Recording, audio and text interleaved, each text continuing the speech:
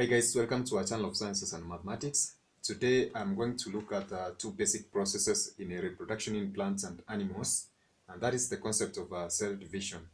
Now, cell division is one of the basic processes that occur in the life of living organisms, and we're going to see that the concept of life in living organisms is based on the concept of the cell that we have already discussed, and we said that the cell is the basic building block or rather basic building unit of life. So in this case, we're going to see that for the cell to support life and maintain other biological processes, there are processes that the cell must undergo in order to ensure that these particular objectives are achieved.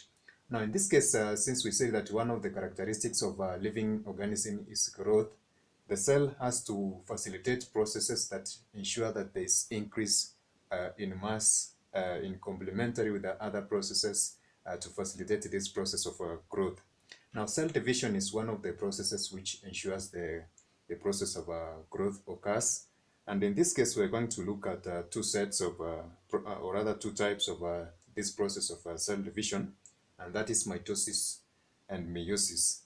Now, basically, from what I've mentioned on the concept of cell division, we had earlier said that plants and animals undergo a process known as, or rather, they take part in a process that is known as reproduction. And this basically is the concept of trying to ensure that there's a continuation of a species.